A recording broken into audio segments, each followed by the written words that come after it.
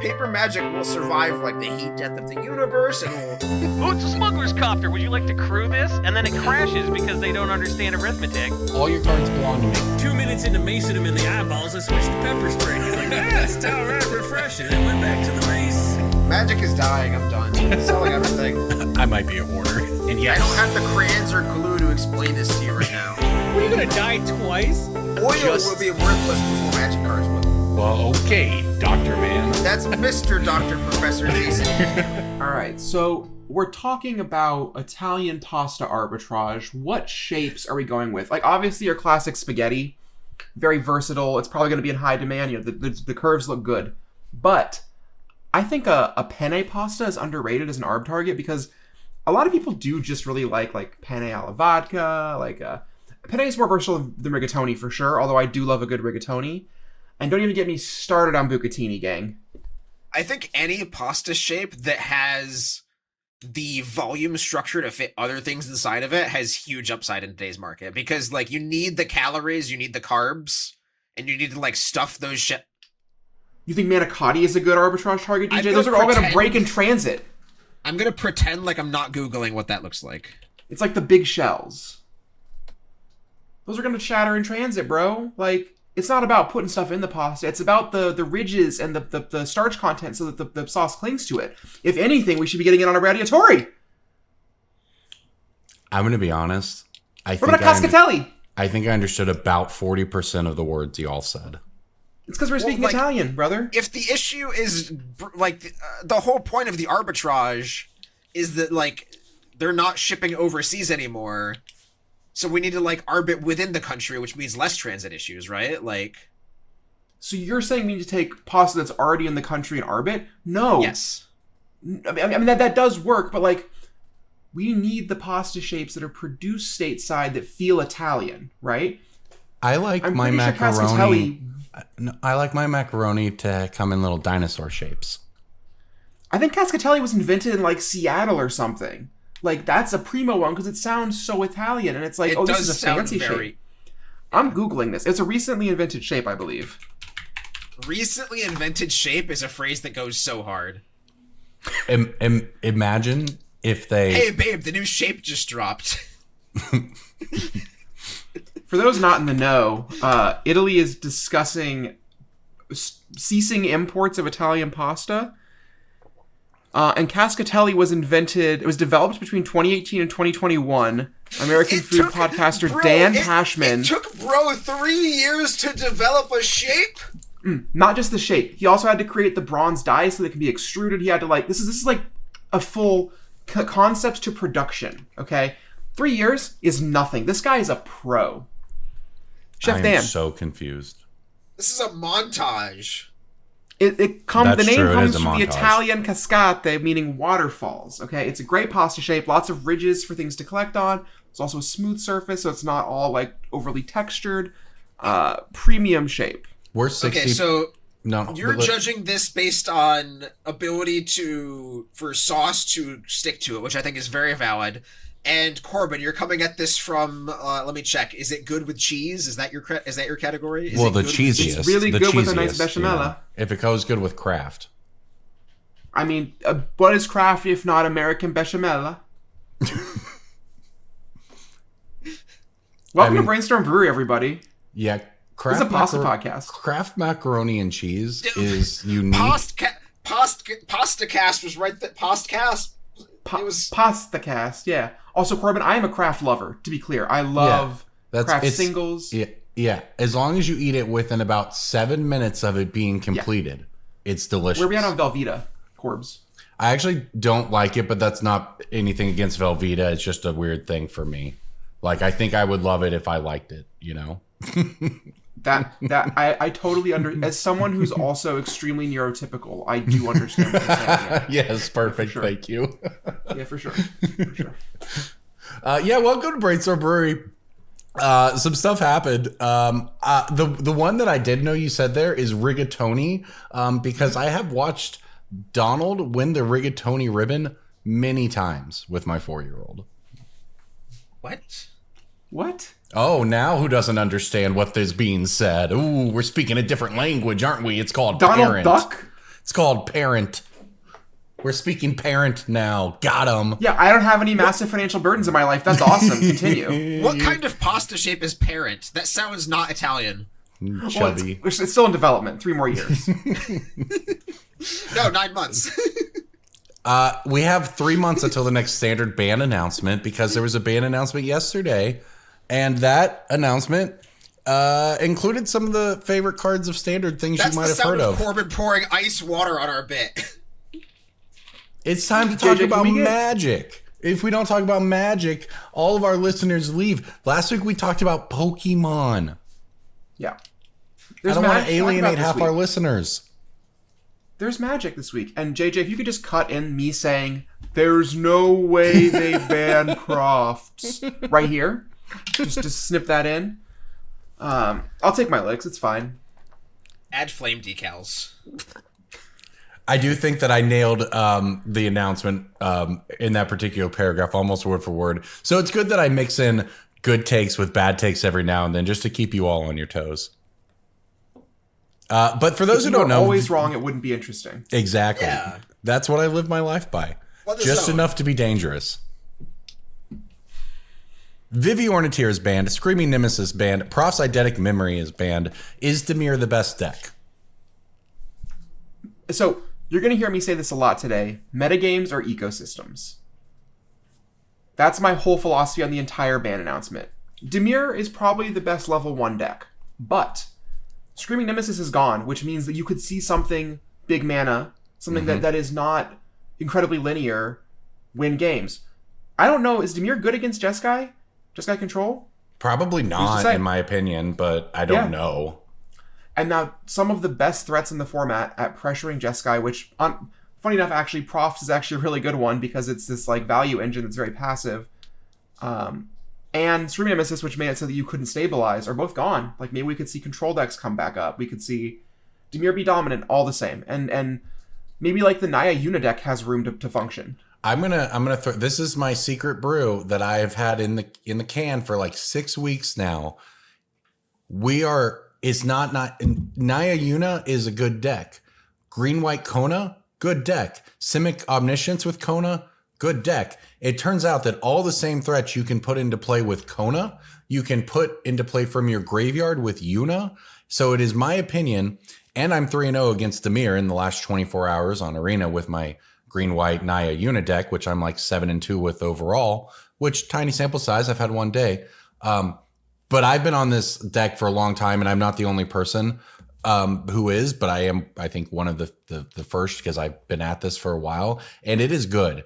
And it does have the ability to pressure, to go over the top in the way you're talking about. Because what happens is I played against Dimir yesterday, and I was begging for them to play Kaido on turn 3. Like, begging for them to play Kaido on turn 3. And you know what they did? It was like, this was the game. It went like turn 1 Siren. And I went turn 1 rip the seam rip to remove it. Turn 2, they played another creature. I played Dredger's Insight, milled 4. I milled a Bahamut. On turn 3, they go for their play. I put Kona into play. I guess it was turn 4. I put Kona into play because I was on the play. They tap out for Kaido on turn 3. I just go to turn 4, put Kona into play. Kona taps to my station land, puts Yuna into play. Yuna puts Bahamut into play, destroys Kaido, and the game is quite literally over on turn 4 against Dimir that had their best possible turn 3 play. So all of which is to say, whether I've broken standard or not, you can go over the top of that deck in many ways. Yeah. Also, I think that the best card from Avatar goes very well in that deck. You might be asking, what's the best card in Avatar? Guy? It's true, that is No. what I'm asking. It's a Badger Mole Cub. I think that card is totally messed up. For those who don't know, at home, it's a 1 and a green, 2 mana for a 2/2 Badger Mole. That Sure. when this creature enters, you earthbend 1, and then whenever you tap a creature for mana, you add an additional green. So it turns one of your lands into a 1/1 that taps for 2. Ooh. Could you, if you go turn 1 Llanowar Elves, turn 2 Badger Mole Cub, like target your untapped land, that is an explosive draw. Yeah. There's a reason this card is mythic, I think. Yes. this card has the Lotus Cobra effect, which I know is a very old thing to like an old-fashioned statement. But when like the innocuous-looking 2-mana green mythic is a mythic, you're like, wonder why they did that. It's because it's constructed rated, and that will sell booster packs, and that's the goal. And it's a cute little badger mole. I like the alt art on that one a lot, actually, with the little claw prints. And sometimes you print Cheville Bane of Monsters as your 2-mana green mythic. And I have a real... That's a gold mythic. That's worse. Okay, I need to take this up with the editor. Why is Badger Mole one word in the title, and yet the creature type is Badger Mole is 2 words? That makes I got you no on that sense. one, actually. Okay, please. Badger Mole Can we is just tell a them to watch the show? species. Yeah, so in the show, Badger Mole is the name of the species. That's just what it's Oh, called. that's It's a badger. right. It's an avatar card. Like Platypus Duck is a thing in Avatar. Okay. Platypus Bear is never Platypus mind. Bear. Never mind. just a regular bear.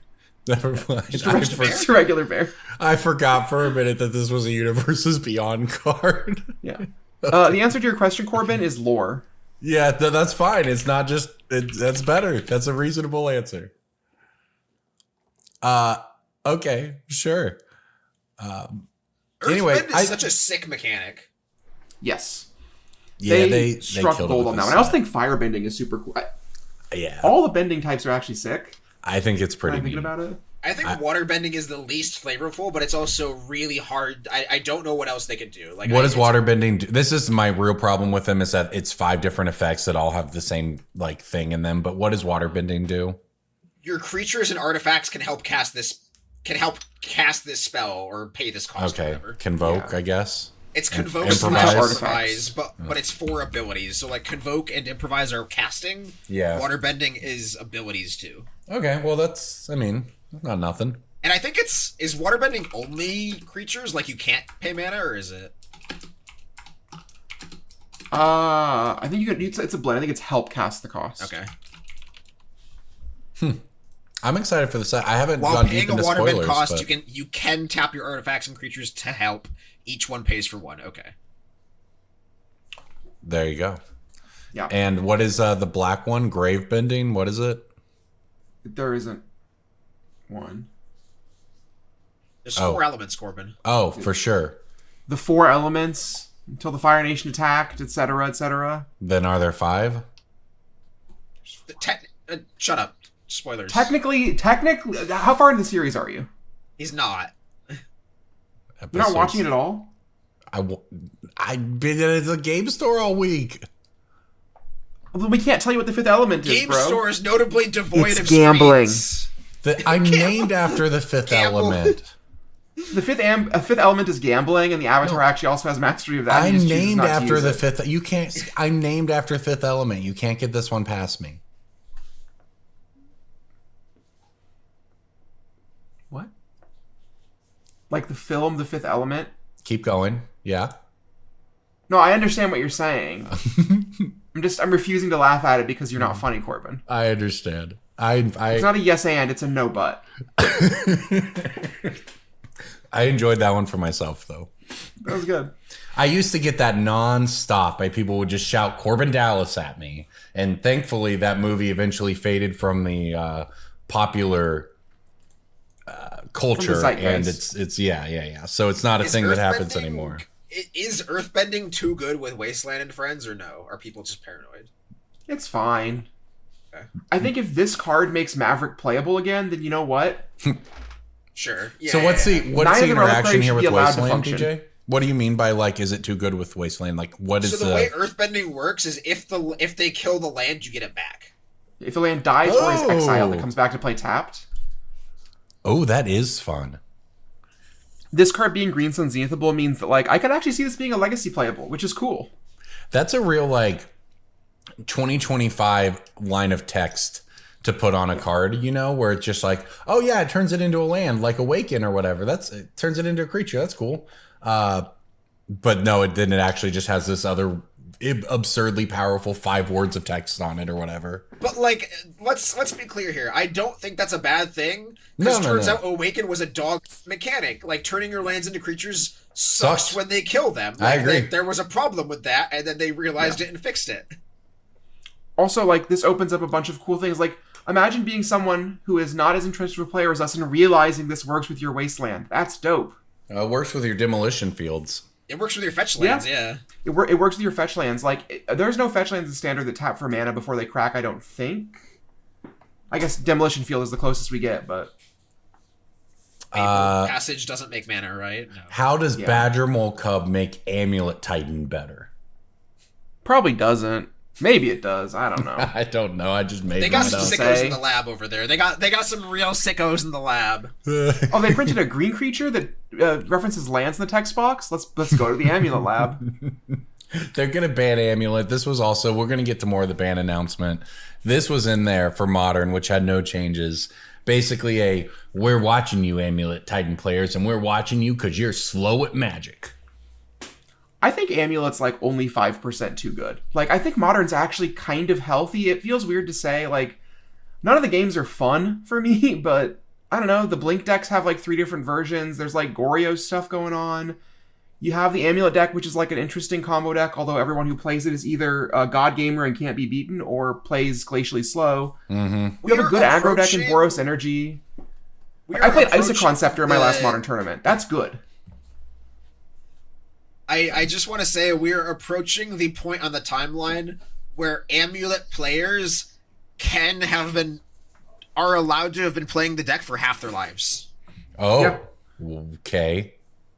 Card has been legal since like 2011, 14-ish years. Like, if you started playing that deck as a teenager in high school, I actually have a petition out. You are at the... I have an open petition to rename the deck from Amulet Titan to just lands. Because, that's like a classic legacy archetype. And that's Lands that's is so cultural different, erasure. Yeah, Lands is a prison deck. I understand. If you want to call this deck Turbo Land, I would with that. I would approve of Turbo Land. Okay. It's just like it gets to the point where, and not always or whatever, but sometimes the wins don't involve Amulet or Titan. They involve Spelunking and Aftermath Analyst and Otawara. Like Turbo Land would be a good name. Spelunking gets an amulet badge. It gets an honorary amulet What badge. I really want to do is name it like 31 lands. You remember, wasn't it like 47 lands or something? 46, I think, yeah. Yeah, something, whatever. 42, it was 42. Yeah, something. Anyway, the point is, whether we remember it perfectly or not, it was a fun deck name. Right? It was. I mean, I think that Modern has like 7 cool decks, and none of them are fun to play. And that's probably a healthy metagame. Amulet's 5% too good, and Amulet's days are numbered. I know that. Like, I've played the games. I've seen the deck be played. Its days are numbered, if only because it has the Sensei's Dividing Top Second Sunrise problem. Yes. It's just that. Like, there was a Modern round at the event I played last weekend where they called time and round, and there was an Amulet feature match on turn 1 at like plus 9 minutes because they were slightly delayed because it was a feature match. And then every turn of turns took like 10 minutes. It was like a 45-minute delay. Yeah. Maybe they ban... What if they ban Aftermath Analyst? I think the card that I want to be banned more than anything is Primeval Titan, because I think the Amulet of Vigor deck could be a cool deck that requires the graveyard at that point. Oh, then you're just playing like this weird dredge pile? That's sick. It becomes like an Analyst, Scape Shift, Splunky. I think that's easier to hate. It's cooler, and it removes like your backup plan of, I made a bunch of 6/6s, please respond. Yeah, I don't know if that's would be quote unquote good or whatever, but if you're going to have to ban something from Amulet Titan, at least that gives people something to do, The downside is that it keeps all the times, the very time-consuming things in the deck, so maybe it's not a real solve. Another green deck that took too long to resolve was Nadu, who has now kind of been given the Oko treatment of just being unprinted. Also banned in Commander, though, which Oko does not have as a laurel. No, Oko's pretty sweet in Commander. Yeah. Oko's very I have a lot of healthy in thoughts on the Commander. Legacy bans. All right, well, let's get into that then, because in Legacy, as they wrote in the article, it is time. Entomb is banned. Nadu is banned but Entomb is banned. So let's Cephalid Breakfast I think will survive without Nadu. Has a fun little deck and an awesome deck name. Breakfast existed before Nadu. Yeah, just Larson didn't exist for a long time, but it does. It has a 5-0 since Nadu, so I'll give you that. Moto user Larson has 5-0'd twice with Breakfast since the ban. Would that be Christopher Larson or no? I believe so. That's my boy. I'm not entirely sure. Moto names are something I'm very a blind spot for me. Go on. I'm shocked Entomb got banned. I'm honestly shocked.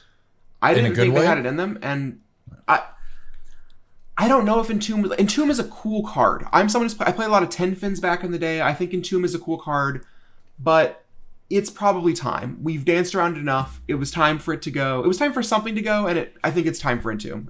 I was surprised. As I talk through this, I'm kind of stammering through it because I'm just still sort of in shock about it. The biggest thing I want to talk about regarding the legacy bans isn't any of the cards that got banned. It's the cards that didn't get banned or even get mentioned, really. One Ring, a lot Mystic of people on social media have been talking about how Mystic Forge and Tamiyo didn't get mentioned, and I think my thoughts on that are as follows. Metagames or ecosystems.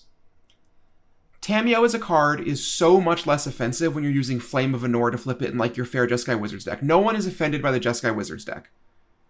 Now, will it be a problem someday? I'm sure. The card is too good, but I don't think it's time for it to go yet. As for Mystic Forge, I'm somebody who plays a lot of control decks in Legacy, and I'm looking at a matchup that was already kind of decent and looking at the fact that I no longer have to main deck Nihil Spellbombs because Reanimator's gone. I get to play more tools for Mystic Forge. I get to play slower games where I can interact more, which those are the games where Forge loses. Forge has 3 or 4 relevant spells per game, and if one of them resolves, you're dead. If I resolve a Null Rod, I can beat Forge. Forge is so much more beatable when you don't have to dedicate a bunch of sideboard slots to also beating Reanimator. I'm optimistic that Forge will get hated out. Not out of the format entirely. I'm sure it'll still win the occasional Moto challenge, but it is a deck that I think is beatable. It's Artifact Dredge, right? You can hate it until you're like, oh wow, there's no more Mystic Forge. I can side out my Nihil, and then you get my Null Rods, and then you get punched in the mouth, and then they come back. It's just cyclical. I think it has won the last 2 Eternal Weekends off the back of people over-preparing for Reanimator, which, hey, great metagame call. It's hard to beat 3 different discrete powerful combo decks, like Nadu and Forge and Reanimator all required fairly different cards. Clarion Conqueror was the only card that was kind of good against all of them. And it was not that good against Reanimator. It stopped Tamiyo, but... Sure. No, I think that's a good analysis of it. I don't play enough Legacy to have deep thoughts on it other than to say that this felt like one of those pillars of the format kind of cards, or would you say that is Reanimate? I don't know the difference. I don't think Reanimator is a deck anymore in the way that it was. There might be no good way to mill cards anymore. We might see someone play Dark Ritual Buried Alive for Arclight Phoenix now. But that was also an Entomb deck, so I don't know. I put a lot of Gristlebrands into play in my day, and I am saddened to see Entomb go, because my first Legacy Grand Prix I played Reanimator. It felt like I drafted Power Cube the other day, and I drafted Entomb Exhume. Yep. Right? That was sort of that was one of those things when I got into Magic in 2007, that was a classic Legacy deck. And it has existed, in all that time. There was also a fun fact floating around the internet. Entomb has the new record for longest time legal in Legacy before a ban, which was previously held by Sensei's Divining Top. And I think that is pretty funny. Nice stat. Yeah, I was just going to bring up, the card was unbanned in 2009? 2009. Yeah. With Dream Halls and Metalworker. Yeah. Also the same month that Rift Sweeper got unbanned from Commander, to provide some context. Yep. So Entomb leaving the format does a couple of things. There's a reason why they hesitated to do it for so long, is now I look at my pillars of the format, is Grim Monolith safe forever? If Mystic Forge becomes a problem? Probably not. But how many times they have to ban a card? If Forge is a problem, which I don't think it is, but if it is, how many cards they have to ban before Grim Monolith goes? And that's a reserve list card. The reason they don't ban cards like Entomb is it does affect consumer confidence. It has to be a pretty extreme case.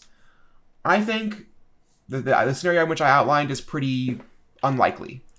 But people who are less entrenched, people who are more emotionally driven with their decisions around Legacy might quit the format, and that's why they typically stray away from these cards. And I think it's time for Entomb, but it does suck.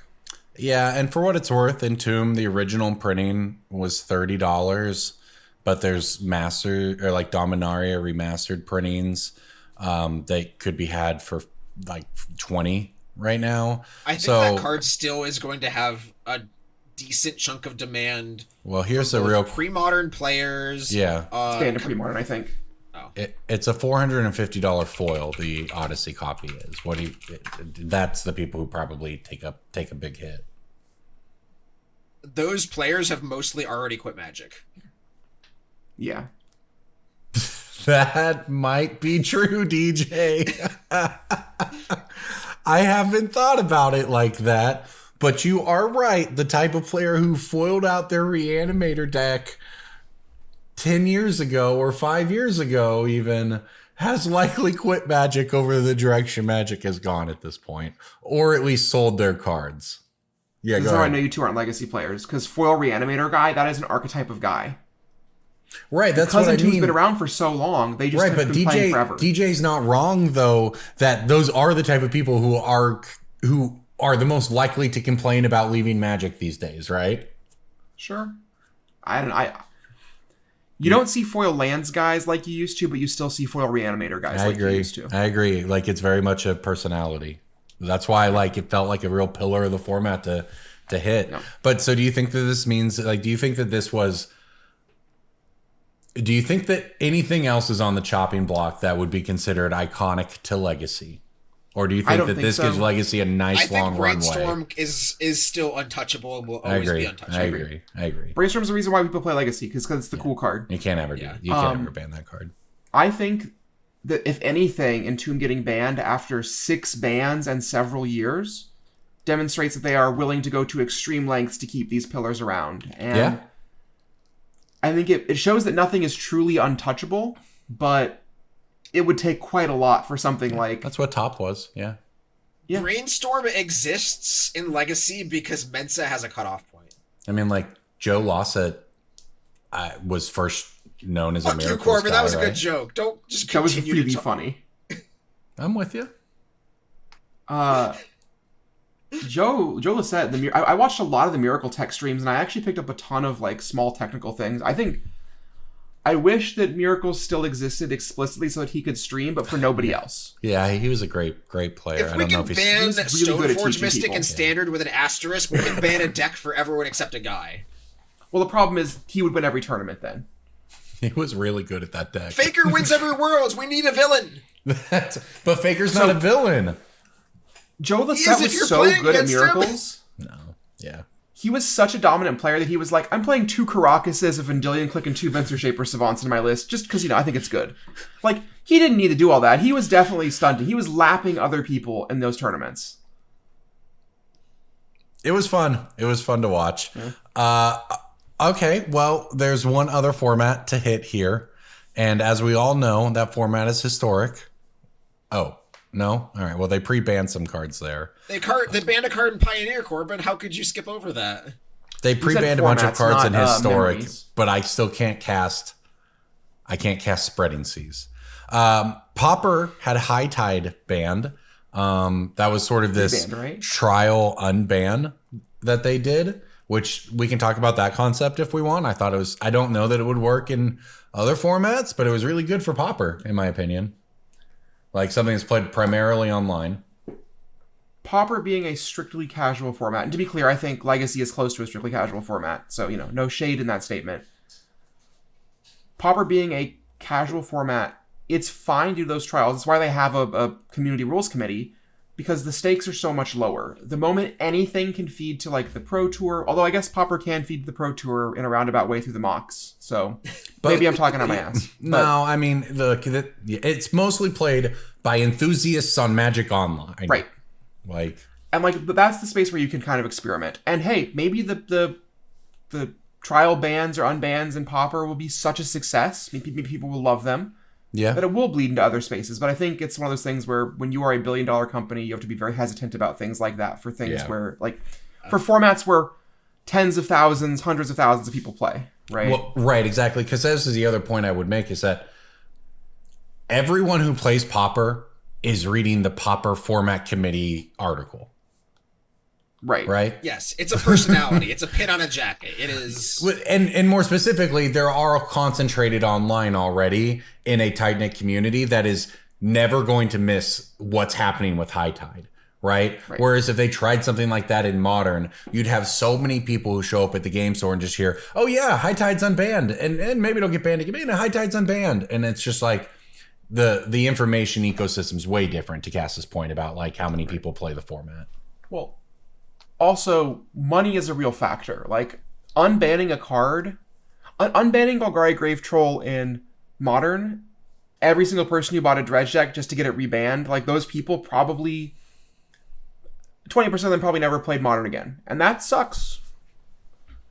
Bans are one of the ways that Wizards loses customers forever, and that's why they, I think, ban as few cards as possible. Now, granted, that number is increasing. The bare minimum number of bans has been increasing recently, but I think they're...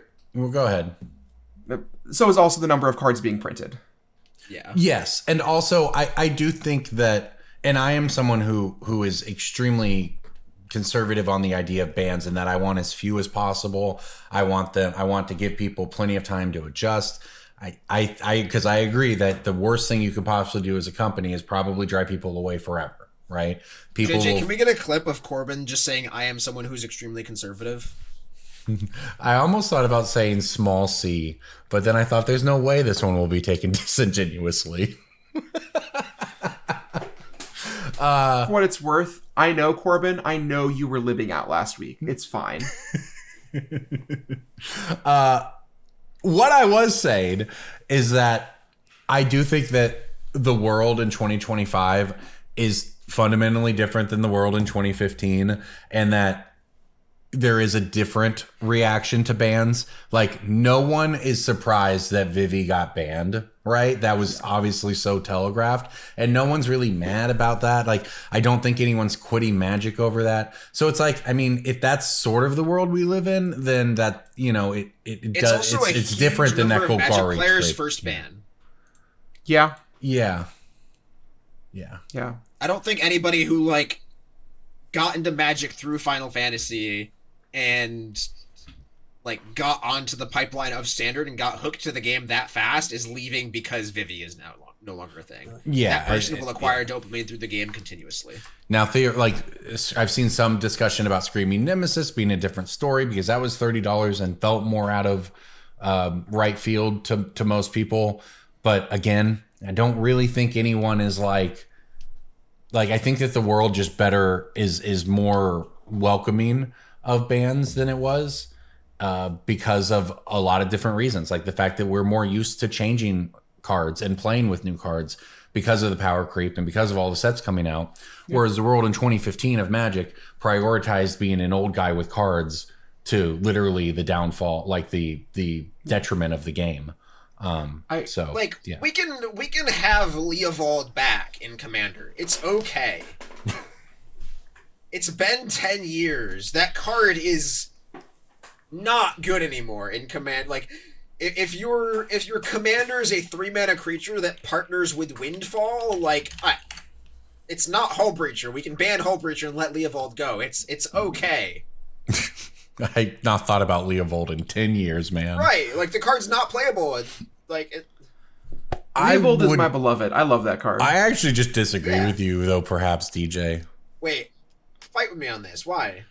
Each opponent can't draw more than one card each turn as a commander is not healthy because it turns your entire deck. And this is my opinion on casual commander, is that 2-card combos generally fine. Things that are like 2-card combos with your commander turns every single top deck into a potential game-ending combo, which means I have to target you because of that threat. And when your commander is Leevold, every single wheel effect in Magic is a combo with your commander. No matter if it's fair or not fair wheel effect, it becomes unfair, and that's not a good play experience. It's probably not good from a power level perspective.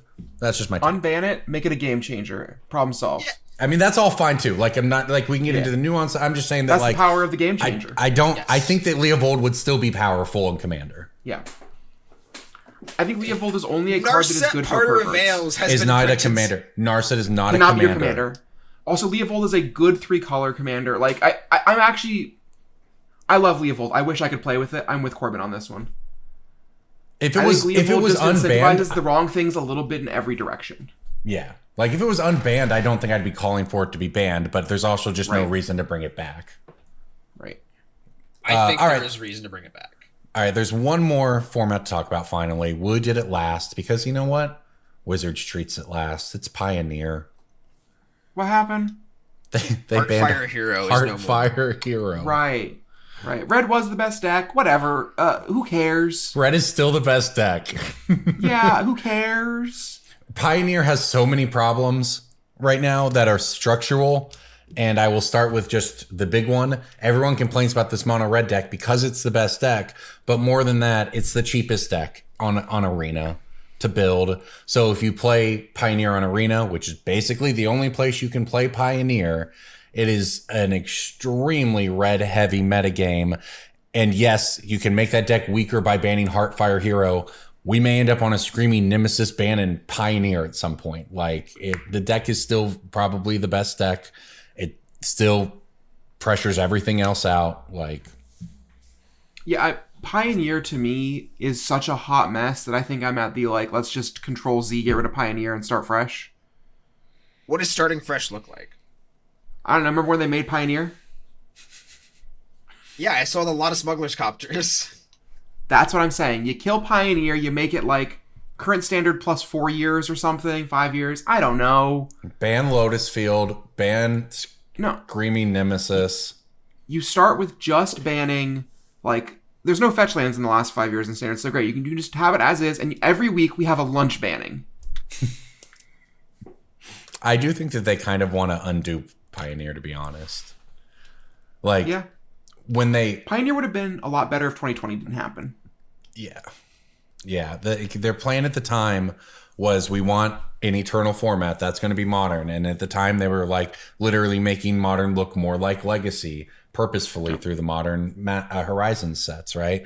So they had a vision, and then they wanted Pioneer to be the low power level turn 4 format. But then somewhere along the way, the design philosophy also shifted to we power creep way harder than we ever have now as a strategy.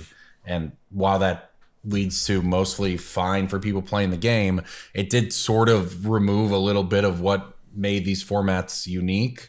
And now you had a standard deck that looked like a Pioneer red deck, and you had Izzet decks that look the same. And then if it's not that, everyone's playing like Lotus Field or something miserable to play against.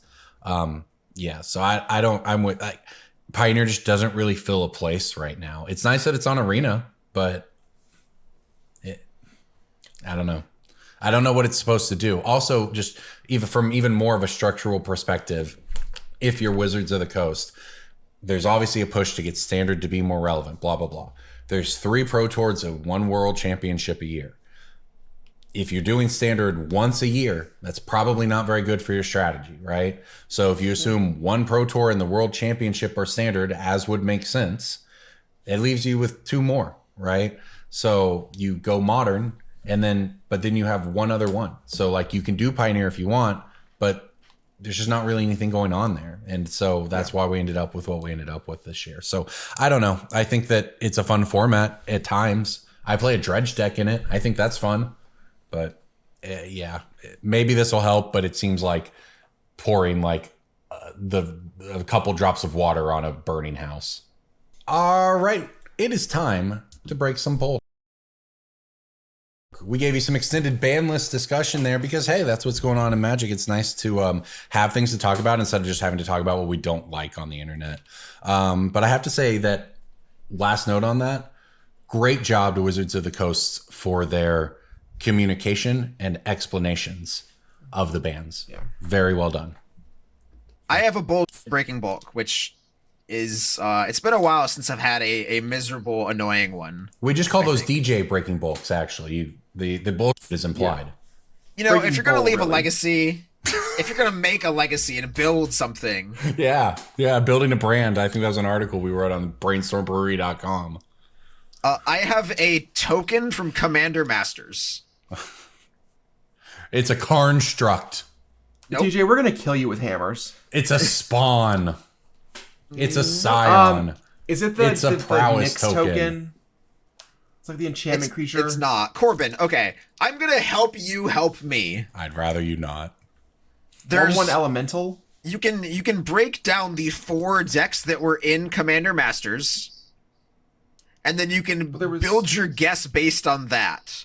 And one of those decks is known for having expensive nonsense 10/10. tokens.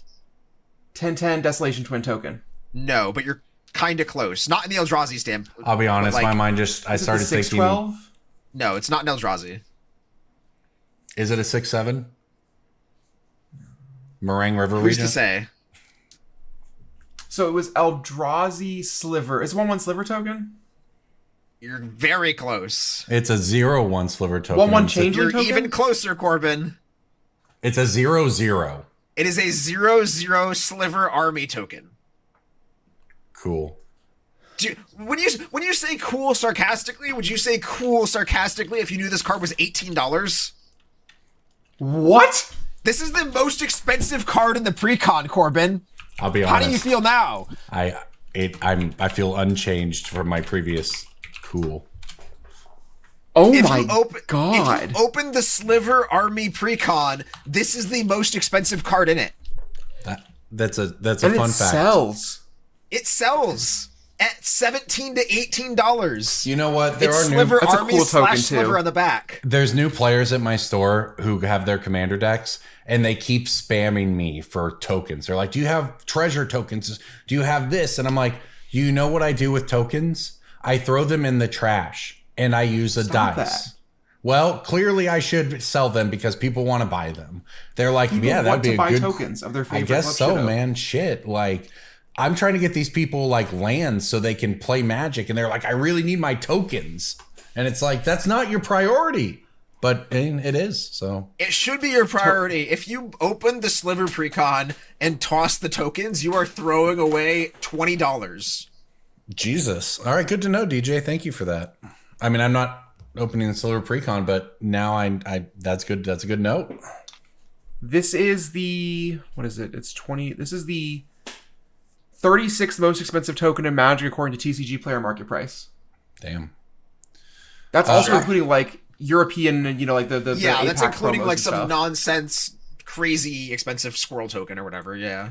Yeah. All right, I have a Scars of Mirrodin green uncommon that I don't think is too difficult to guess, but it is spiking, so I Bellowing want to call. Tangleworm. No, that's a a good good guess. one though. Yeah. Blight Gives your Mamba's creatures common, intimidate. Viridian Revel. Yes, it's Viridian Revel, which, by the way, is $4 and a $16 foil. This card has never been reprinted. It's a 3-mana green enchantment. Whenever an artifact's put into a graveyard from the battlefield, you may draw a card. Opponent's Pretty graveyard. straightforward. Back in Mirrodin, it was Opponent's just... graveyard is important there. You cannot just. Oh, I'm sack sorry. on Thank you. artifacts. Yes, sorry. Opponent's graveyard. So the idea was back then, like you'd play it and maybe your opponents would play spell bombs or something and they'd crack them and you get a draw card and it was like kind of cool. I don't know offhand what's making this turn. It's Corbin, like this time. I can tell Yeah. you. Go ahead. Wizards loves clues, food, and token and treasures. Clues, food, and treasure. Clue, food, But that's treasure. been Game true. That's been objects. true for a long time and it's spiking really hard in the they past keep month. making more. There's so many more clues, foods, and treasures nowadays. I don't The disagree. actual answer is this card has always been good. It's always been desirable. It probably enters the content creator zeitgeist every 6 months, and like the price chart on this is kind of Correct. Yes. it's really wiggling. Yeah, this is like the second spike on the card or third spike, depending on how you want to look at it. It previously, back in 2022, topped out over $5 briefly, but back up to a $4 market price on this one is a great breaking bulk. It's a good one. I have one that I think Corbin's going to get pretty quick, and I DJ's hope 0% are on. I hope so. It's a Final blue Fantasy- Spider-Man rare. Okay. Oh, sure. no, I don't know about Spider-Man. What is it? Blue Spider-Man rare. Norman Osborn. No, that's a mythic, I think. Spider-Man 2099. It's a mythic, also a gold card. Spider-Man just didn't exist for me. I didn't do through the Omen Pass bullshit on Arena. I've only ever seen like Gwynnum and come through the store. Are we yielding? Concede. F6. Imposter syndrome. That's a mythic also. Yeah. All right, I'm claiming victory. If only you all had an inkling of what it was. Maybe something in the back of your head to tell you. It's your spider sense. That card is. Card has a buy list of $1.50 and a market price of $1.28. I did not realize that it was like, so that card was played in Modern at the PT. I didn't realize that actually it was worth money. I thought it was just played but a bulk rare, you know? It's a counter spell that has Spider-Man on it. It's playable in Constructed Magic. Yeah, just enough good. to get it to a strong $1.50 buy list, which is point of breaking. Solid. Pretty solid. It's no $16 token, but, you know. but what can be. Yeah, only a sliver army. It sounds so resentful. It's just a DJ game, you know? Just a DJ level of the game, that's all. Yeah. All right, we're gonna do a little back-to-back seggies here, because I know how much people at home like it when we call them segos or seggies, if you will. But it's time for another one. It's time for Pick of the Week. Pick of the week, pick of the week, pick of the week. Time for the pick of the week. I have a pick of the week this week that DJ's Roku could never pull. Well, maybe it could, because Roku was the firebending avatar. This is Gitu Warcry, a card that I actually got as my pick of the week from a post on Blue Sky of Commander Luminary Shivam Bhat. Yeah. Who said that Gitu Warcry goes really well with firebending because it's a 3-mana enchantment for a red and 2 colorless. You can pay 1 red to have target creature fire breathe. Get all your firebend mana that goes away at the end of combat, and you can throw those buffs around wherever you want. This card, notably, if you look it up on mtgband.com, sponsor this podcast, there's a little yellow star next to all the versions of it for the Urza's Legacy version and the foils. Which, that's a new feature. I think that's a new feature, guys. It means that's the highest price on buy list in the last 3 months. Which means this card was added to Card Kingdom's buy list at 3 cents per copy within the last 3 months, probably very recently. Which means this card is being bought for Avatar decks. The foils are under $1 on TCG Player. That cannot be right. I am sorry. It is an Urza's Legacy foil. Yep. Simply go and spend all of your money on Gitu Warcry and become a millionaire. This is one of those picks of the week where I don't think the card is good, but I agree it's a good pick. Yeah. Well, this card's gonna go in a lot of. If Jason was here, he'd say this card's 56th ranked on EDH Rec for yes. Avatar Sozins or whatever. And like, the right. card is going to be bought by players, and then I think they will spend a lot of money on it, play it, and then take it out of their decks because there's 1,000 better things you can do with your mana. And you know what? Rest in peace, Jason. We miss you, buddy. I've got a breaking bulk of the week here that is along the same lines. And it's from M11, and it's a red card, and it's an instant. Can any of you think of what it might be? Not put you on, it's not going to go deep here. But red instant? Yeah, it's like a common, constructed, playable. Lightning Bolt? You're on the right track. Did you say it's like a common? Incinerate? It might be an uncommon. Let me double check. No, it's a common. It was reprinted once in Mystery Boosters, once in a Secret Lair. Is it just literal fire breathing? No, it's Pyretic Ritual. Oh, yeah. Sure. Yeah. Just so you know, Pyretic Ritual is in the process of spiking right now, and it's a $5. So it's a $5 to $10 common as it is, and it's obviously going in all the decks with fire breathing. In addition to Storm, I think even won a challenge or something the other day in Modern. Yep. So like, there's just a lot kind of weirdly going for Pyretic Ritual. And while I don't know if you're necessarily going to be able to go out and buy, it's a $5 common that not very long ago was less. Like if you can get these for $5 instead of 10, I think that's still possible. Especially when we start talking locally. But anyway, just be aware, everyone, that Pyretic Ritual is actually just absurdly expensive. Interesting data point. if we don't count Secret Lairs as reprints, which for the purposes of value, I'm not counting. We're them showing as it, reprints, yeah. Pyretic Ritual and Desperate Ritual, neither have been printed since 2018. Yep. So both of those cards have actively avoided reprints for 7 years. There's a reason for that. They're not cards Wizards enjoys being in the Magic the Gathering card game. Well, and Mystery Booster retail exclusives was the Pyretic Ritual reprint. Yeah. So and that's like, I mean, you almost just say that, like, I assume that basically doesn't count. Right? Like, I don't know the level of... It was intentionally chosen for the sheet, but it was intentionally chosen for the sheet of, like, let's give this a foil version that is not $1,000, not like let's make this card get into everyone's hands. Right, exactly. Yeah. So that I'm adding a lot of asterisks to this, but I still think my philosophy holds of these are not cards Wizards wants to just jam into things. Well, that's what that's what I was saying is, like, essentially this card has never been reprinted, you know, like in a meaningful way because of that. And it was printed 15 years ago. All right, DJ, what are you looking at? My pick of the week used to be $20, and now it is 20 cents. Okay. This card was originally in the Atraxa Precon Commander 2016. It spiked to $20 in 2019 and has been hammered with reprints consistently. It was in Commander Anthology. It was in Commander Masters. It was in Double Masters. It was in Mystery Booster. And now it is most recently in Edge of Eternity's Commander as a true bulk rare. TCG low 18 cents. Deep Glow Skate. Wow. Yeah. This That's a card, cool card is a 5-mana 3/3 in blue. When this creature enters, double the number of each kind of counter on any number of target permanents. Just that text alone, you can see why it used to be $20. It was one of the only ways to just do some doubling season nonsense. You'd flicker this, put a bunch of counters in your planeswalkers, alt them immediately. All the fun shenanigans you can do with this. There's been a lot of power creep in Magic. This is now not the only way you can do this effect, but it is still one of the more powerful ones. It's just got a lot of printings. I think if you buy a bunch of these at like a quarter and put them in a closet somewhere, you will one of two things will happen. You will either make a lot of money in a few years, or you will lose a very, very small amount of money. Correct. And that's a bet I am willing to take. I found my Splinter Frights in the basement the other day. Water damage or no? Oh, original packaging, baby. They're sealed up. They haven't been touched since I bought them in Innistrad. Like, out of the package. 94 what of an them. old-fashioned Magic card.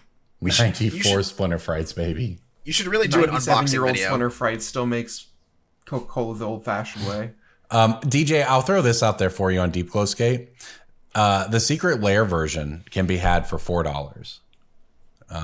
Do you think that there's, like, would you rather have 100 quarter copies of Deep Glow Skate, or would you rather have 10 $4 Secret Lair printings? I would rather have 100 quarter copies. I knew you would. That said, if you're someone else who says maybe this card's just cool, maybe you should just buy yourself a $4 Secret Lair version. I think because it's cheap. Historically, Secret Lairs that feature artists have not done very well. Secret Lairs that Secret Lairs that feature artists and use the traditional Magic frame have not done very well. Secret Lairs that bring in artists from outside of Magic to do their weird, crazy borders do very well. But, like, traditional format Magic cards that it's like, this is just a Magic card, you can't really tell it's a Secret Lair unless you look at the set code in the bottom left, do poorly volume-wise. Okay. Sure. Not giving that a ton of thought. If you are a doe-eyed, sparkly young Magic player who's like, but DJ, I think the art's cool, then yeah, buy it. Just play that one. If it sparks joy, that's what we're all here for. Buy the card. But like, in the past, if you're looking to transact these, get the cheap ones. Yeah. That I knew you would say that. In the past 12 months, the market foil has gone from like $450 to $650 on the Secret Lair one. So that was kind of my thought, is like, does this go from 4 to 10?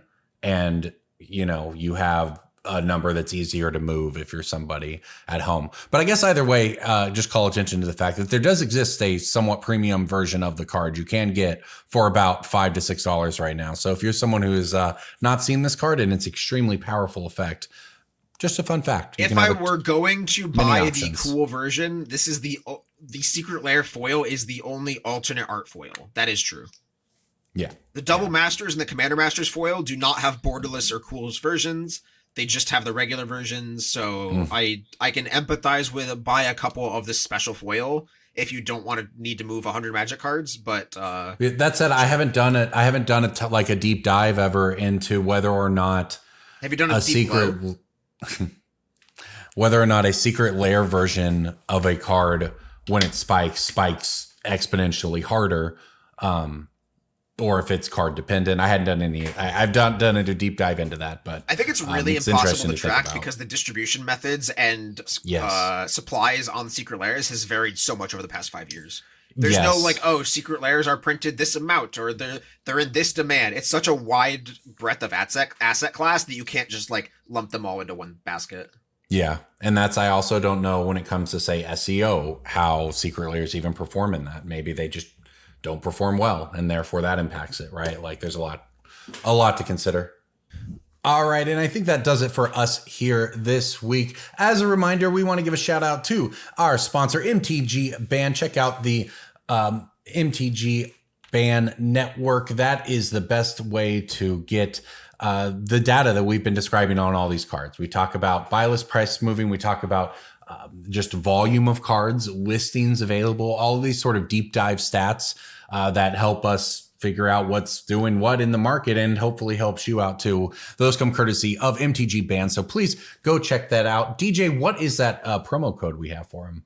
The promo code is BSB50. That is BSB50. It gets you half off your first month, and that's half off your first month after you get a free 2-week trial just to try it out, just to dip your toes in the pond, see if you like the feel of the water or the mouth feel of the water or any just feel of the water anywhere on your body. Sure. But yeah, Feel you the get 2 rain weeks against your just free skin. trial to relax with your toes in the sand or whatever, and then 50% off your first month depending on how much you want to pay. There are tiered subscription levels depending on how much data you want, how much time you spend buying and selling Magic cards.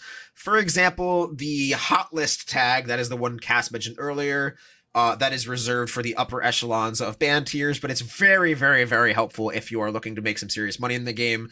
The hot list tag will pull every card for which Card Kingdom is at their highest buy list point in the past 3 months. So Card Kingdom uses an algorithm to determine their hot list, and when Card Kingdom struggles to get a card in stock, the algorithm will just keep poking at that out of stock section and being like, we need to pay more. We need to pay more. Guys, we're still not getting any. We need to pay more. We need to pay more. We need to pay more. And then once it hits that certain threshold, because Card Kingdom is out of stock at a very high number, then that's a lot of the time when the algorithm will basically pay retail on a card. So there will be some cards where retail is like $500 or $600 on Card Kingdom, but the card is like 300 low TCG, and the algorithm will start paying 300 low TCG.